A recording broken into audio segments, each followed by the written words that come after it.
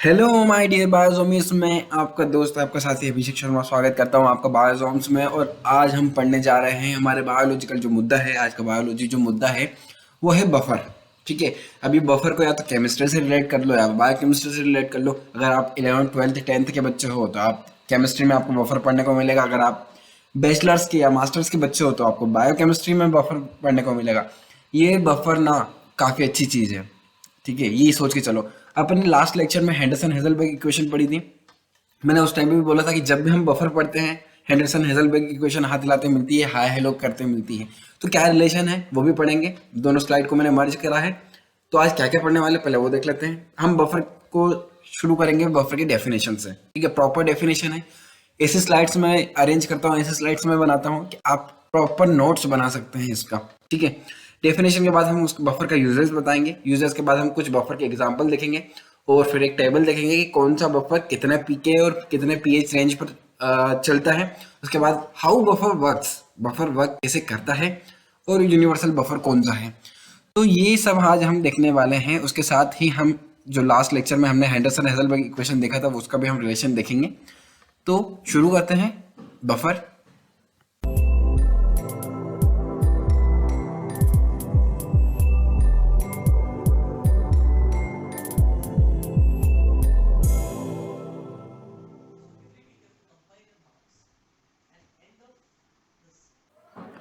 Buffer buffer क्या है? Buffer नाम से क्या लग रहा है सर? नाम से तो कुछ भी ऐसा लग नहीं रहा है कि बता सकूं। अच्छा, बाकी जब भी कभी भी बफर पूछोगे ना किसी से भी कि क्या होता है बफर, तो वो एक ही बोलेगा, to resist change in pH. मतलब ऐसा कोई सा सॉल्यूशन जो कि पीएच में चेंज न आने दे, या एक रेजिस्टेंट बनकर बैठ जाए किसी भी सॉल्यूशन में, किसी भी केमिकल में, जो कि पीएच में ज्यादा चेंज ना आने दे। ठीक है, पीएच में थोड़ा बहुत चेंज आ सकता है बट ज्यादा चेंज, ठीक है, ड्रास्टिक चेंज ना आ जाए। ऐसा नहीं होता कि 7 से 6.8 हो जाएगा तो बहुत ज्यादा चेंज आ जाएगा। होगा, चेंज आएगा बट इतना ज्यादा नहीं जो 7 से 3 या 2 में आएगा। ठीक है, शुरू करते हैं डेफिनेशन से। अब buffer is a solution containing इधर अ वीक एसिड। ठीक है, what is weak acid? What is weak acid? जो कि बहुत जल्दी डिसोशिएट हो जाए, बहुत जल्दी डिसोशिएट हो जाए। And it's salt. और वीक बेस, वीक बेस भी वही जो बहुत जल्दी डिसोशिएट हो जाए। उसका प्राइमरी जो जो उसका नेटिव स्ट्रक्चर है उससे बहुत जल्दी डिसोशिएट, बहुत जल्दी टूट जाए, तो उसे हम वीक बोलते हैं। ठीक है, चाहे वो वीक एसिड हो या वीक बेस हो। And it's salt. ठीक है, तो अच्छा, बफर को ना एक और तरीके से देख सकते हैं, conjugated acid with their base और conjugated base with their acid, ऐसा भी बोल सकते हैं। या फिर weak acid with their salt and weak base with their salt. ठीक है, तो ये बफर की डेफिनेशन हुई है। फिर वही आगे कि which is resistant to change in pH, which resist the change in pH, जो पीएच में चेंज न आने दे। ठीक है, जब एक तरफ आप बहुत मजबूत मान लीजिए कि आपको 100 किलो कुछ भी 100 केजी करना है, तो आप एक साइड 75 केजी ले लीजिए, एक साइड 25 केजी ले लीजिए, तब भी 100 होगा। एक 90 ले लीजिए, 10 ले लीजिए, तब भी 50-50 ले लीजिए, तब भी 50-60 ले, सॉरी 40-60 लोगे तब भी 100 होगा। तो इस तरह से आप किस तरह से ऐसा लीजिए, ऐसा सॉल्यूशन जो कि कभी भी पीएच में चेंज न आने दे, उसको रेजिस्ट करके रखे, उसको हम क्या बोलते हैं? बफर बोलते हैं। ठीक है, आगे चलते हैं। इन अदर वर्ड्स, दूसरे शब्दों में, a buffer is an aqueous solution, ठीक है, ऑफ इधर a weak acid and it's conjugate base, अभी मैंने जस्ट समझाया था, और weak base of its conjugated acid. ठीक है, तो बस यही 100 केजी वाला जो मैंने एग्जांपल दे रखा है कि आप 40-60 भी कर सकते हो, 50-50 भी कर सकते हो, 60-40 भी कर सकते हो, बट आपको करना है ऐसा कि पीएच में चेंज न आए। तो बफर वही सॉल्यूशन होता है जो पीएच में चेंज न आने दे। ठीक है, अब बफर में आल्सो भी called as a pH buffer. ठीक है, बफर को हम पीएच बफर भी कहते हैं, जो कि हाइड्रोजन आयन बफर और बफर सॉल्यूशन। ठीक है, जो कि मतलब जो बफर है उसको हम pH buffer, hydrogen ion buffer और बफर सॉल्यूशन भी कहते हैं। ठीक है, बफर का directly proportional related to pH is directly proportional related to Henderson Hasselbalch equation. ठीक है, टोटली एसिड और बेस पर डिपेंड है हमारा पीएच और बफर। ठीक है, आगे चलते हैं। बफर के यूजेस क्या हैं सर? आपने डेफिनेशन समझा दी, बफर क्या होता है, to resist change in pH, conjugated acid, conjugated base, ये सब आपने समझा दिया। उसका यूज क्या है, कहाँ पे यूज करेंगे हम? Buffer are used to maintain a stable pH in a solution. अच्छा, स्टेबल सॉल्यूशन, सबसे पहले ना बफर ना किसी सॉल्यूशन को स्टेबिलिटी देता है, ठीक है। हम उसमें कुछ ऐड भी कर रहे हैं, फिर भी हमारा पीएच ज्यादा वेरी नहीं कर रहा है, ठीक है। हम कुछ ऐसा, हमको डर लगता है ना कि मान लीजिए कि हमने कुछ मिला दिया और उसका पीएच वेरी कर गया, मतलब जो एसिड था वो बेस बन गया, जो बेस था एसिड बन गया।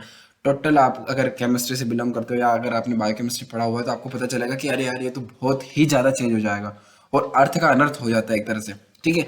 तो बफर वही सॉल्यूशन है जो कि स्टेबल करता हो, किसको? पीएच को स्टेबल करता हो, पीएच के सॉल्यूशन को स्टेबल करता हो, या किसी भी सॉल्यूशन में जो पीएच है उसको स्टेबल करता हो, ठीक है। ये तीन बातें, जो तीन वर्ड है, पीएच, सॉल्यूशन और बफर, ये आपस में घूमते रहेंगे, ठीक है। as they can neutralized small quantity of additional acid or base, ठीक है। किसी भी स्मॉल क्वांटिटी, मान लीजिए कि 5.8 के आसपास या 6 पॉइंट के आसपास कुछ आपके पास एसिड है जो स्लाइटली वीक है, ठीक है, और उसको आपको न्यूट्रलाइज करना है, तो आपको उसमें बफर मिला देना है, थोड़ा सा चेंज आएगा और आपका सॉल्यूशन है वो न्यूट्रल हो जाएगा। For a given buffer solution there is a working pH range, ठीक है। अच्छा, पीएच रेंज क्या होता है? कभी पढ़ा है पीएच रेंज? पीएच रेंज हमेशा +-1 होता है। पीएच रेंज हमेशा +-1 होता है। अगर किसी चीज का, किसी सॉल्यूशन का अगर पीएच, एग्जैक्ट पीएच 4.33 है तो उसकी पीएच रेंज होगी 3.33 से 5.33 तक, ठीक है। उसको हम क्या बोलेंगे? पीएच रेंज बोलेंगे। And a set amount of acid और base that can neutralize before the pH will change, ठीक है। तो ये बात वहीं के वहीं घूम रही है, ज्यादा कुछ नहीं। हाँ, नोट्स आप अच्छे से प्रिपेयर कर सकते हो। द अमाउंट ऑफ एसिड और base that can added to a buffer before changing its pH is called buffer capacity. The amount of acid और बेस, एसिड और बेस का amount that can be added, किसमें add करना है, आगे बढ़ते हैं, to buffer before changing its pH. PH की चेंज होने से पहले जो हम अमाउंट ऐड करते हैं, किसका? एसिड बेस का, उसको हम क्या बोलते हैं? बफर कैपेसिटी बोलते हैं, ठीक है। आगे चलते हैं, एग्जांपल ऑफ बफर। बफर के क्या क्या एग्जांपल हैं? सबसे पहले बात करते हैं ब्लड कंटेन है बाइकार्बोनेट, ठीक है, बफर सिस्टम। क्वेश्चन आता है, अगर आप नीट के स्टूडेंट हैं तो यहाँ से क्वेश्चन पूछा जा सकता है, ठीक है। तो जो ब्लड है हमारा, जो रक्त है हमारा, जो खून है, contain a bicarbonate buffer system, ठीक है। ब्लड का पीएच क्या होता है कमेंट में दे देना, ठीक है। जो भी लेक्चर देखेगा यहाँ तक देखेगा, क्योंकि देखो एजुकेशनल लेक्चर ना कोई नहीं देखेगा। अगर इसमें मैं थोड़ा वल्गरिटी डाल दूँ या थंबनेल लगा दूँ वल्गर, तो सब देखने आ जाएंगे। बट क्या है, ये एजुकेशनल, इसमें कुछ सीखने को मिलेगा ना, तो कोई नहीं देखेगा। तो जो भी देखे, अगर ब्लड का पीएच पता हो तो कमेंट ड्रॉप कर दे नीचे, ठीक है। Tris buffer, example of buffer में tris buffer and phosphate buffer, ठीक है। सिट्रिक एसिड भी एक बफर जैसे ही काम करता है, ठीक है। हिस्टोन अमीनो एसिड, हिस्टोन, और अमीनो एसिड, कौन सा अमीनो एसिड बफर के काम करता है? हिस्टामिन, सुना है, ठीक है। हिस्टोन तो थोड़ा और आगे जब हम मॉल बायो पढ़ेंगे उसमें समझ में आएगा थोड़ा सा। तो अभी तो ये चलने दो कि जो अमीनो एसिड है हमारा हिस्टामिन, ठीक है, वो भी एक बफर की तरह काम करता है, पीएच काम करता है, ठीक है।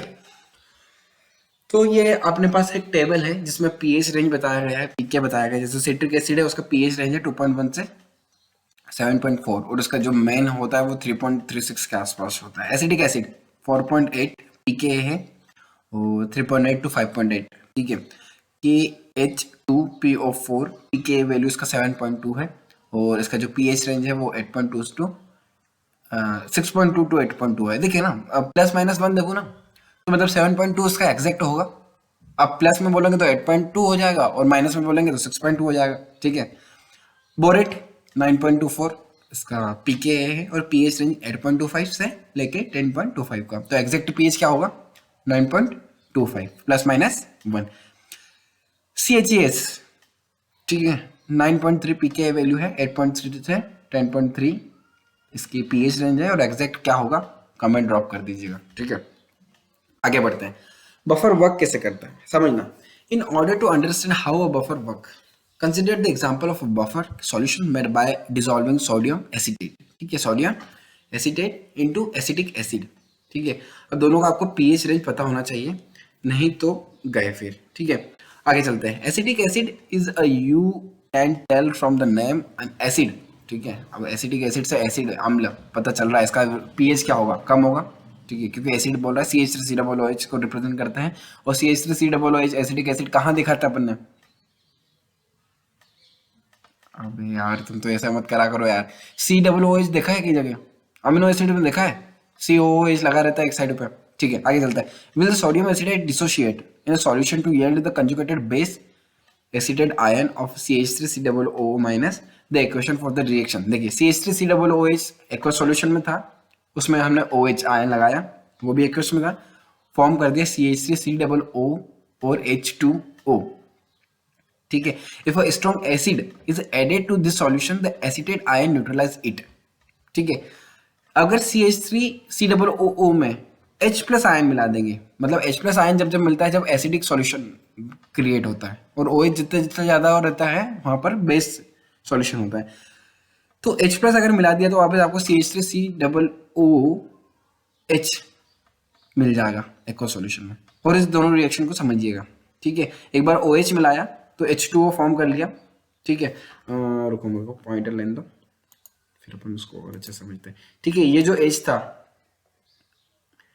सॉरी, इसको अब यहाँ पर ये हो गया H2O, और यहाँ पर ये जो H था एक्वा सॉल्यूशन में, ठीक है, वो यहाँ पर इस OH से, यहाँ पर एसिडिक कंडीशंस थोड़ी सी डिराइव हुई क्योंकि H प्लस आयन है और यहाँ पर OH है, इसलिए थोड़ा सा बेसिक कंडीशन डिराइव। ठीक है, this shift the equilibrium of initial buffer reactions keeping the pH stable. A strong base on the other hand would react with acetic acid। ठीक है, सो हाउ बफर वर्क्स इस तरह से है। अब बात करते हैं यूनिवर्सल बफर कौन सा है। जनरली ट्रीज बफर के बारे में आपने पढ़ा होगा, आपने सिट्रिक एसिड के बारे में पढ़ा होगा, ठीक है, आपने एसिटिक एसिड के बारे में पढ़ा होगा। ठीक है, तो ये यूनिवर्सल बफर होते हैं। Mostly buffer work over relative narrow pH range. An exception is citric acid because it has a 3 pK value. Sir कहाँ देख रहे हो? सिट्रिक एसिड 3.13, 4.76, 6.40, ये 3 pK वैल्यू पे डिपेंड है। ठीक है, इसकी 3 pK वैल्यू है। When a compound has a multiple pK value a large pH range become available for a buffer. सुनो मेरी बात ध्यान से, अगर pKa वैल्यू ज्यादा है तो pH रेंज भी ज्यादा होगी। pKa value is directly proportional to pH range. तो सर 3 pK वैल्यू मतलब इसका pH रेंज भी ज्यादा होना चाहिए। तो हाँ भैया, इसीलिए तो टेबल लगाई है 2.1 से 7.4। ठीक है, मतलब कि अप्रोक्स 5.3 के आसपास pH रेंज है इसका वैल्यू। ठीक है, अच्छा, तो ये हो गया यूनिवर्सल बफर, और ये पूरा तरीके से हो गया बफर। ठीक है, अब बफर में ना जब भी हम पढ़ते हैं तो क्वेश्चंस यहाँ से थ्योरेटिकल आएंगे जो भी आते हैं। जैसे हमने लास्ट लेक्चर में हेंडरसन हेजलबर्ग इक्वेशन पढ़ लिया था, और हमने ये सारे देख लिया था कि दो अलग अलग साइंटिस्टों ने फॉर्मूले बनाए थे। एक ने लॉग के फॉर्मूले से आगे बढ़ाया था और एक ने सिंपल फार्मूला बनाया था। तो पहले सिंपल फार्मूला बना था, फिर उसके बाद लॉग लगाया था हेजलबर्ग ने, और फिर जो मेन कंडीशन थी वो ये बना दी थी, और हमने फिर उसका एक समराइज ले लिया था कि क्वेश्चन इससे डायरेक्ट सॉल्व हो जाता है। ठीक है, अगर थ्योरेटिकल लिखना है तो आप तो डायरेक्ट लिख ही सकते हो इक्वेशन। अगर आप कॉम्पिटिटिव एग्जाम का क्वेश्चन सॉल्व करना चाहते हो या जा रहे हो तो ये आपके लिए बहुत फायदेमंद है, डायरेक्ट आपको यहाँ से क्वेश्चन सॉल्व हो जाएंगे। तो this is all about a buffer. ठीक है, हम बायोकेमिस्ट्री में काफ़ी अच्छे तरीके से आगे बढ़ रहे हैं। एक एक लेक्चर हम बायोकेमिस्ट्री में बनाएंगे, कुछ भी टॉपिक छूटेगा नहीं, प्रॉपर केमिस्ट्री और बायोकेमिस्ट्री को बराबर लेके चल रहे हैं। ठीक है, हर एक लेक्चर आपको बायोजोन से मिल जाएगा। आपका कोऑपरेशन और आपका सपोर्ट हमेशा हमारे पे बनाए रखिएगा। ठीक है, एक तरह से जैसे आशीर्वाद बनाए रखते हैं ना, वैसे आपका सपोर्ट चाहिए हमें। ज़्यादा से ज़्यादा शेयर करें, क्योंकि शेयर करना एकमात्र चैनल को ग्रो करने का रास्ता है। ठीक है, लाइक करें, सब्सक्राइब करें चैनल को। कुछ गलती हुई हो मेरे से तो कमेंट करके मुझे बताएं, और अच्छा लगा हो लेक्चर फिर भी कमेंट करें। धन्यवाद, जय हिंद।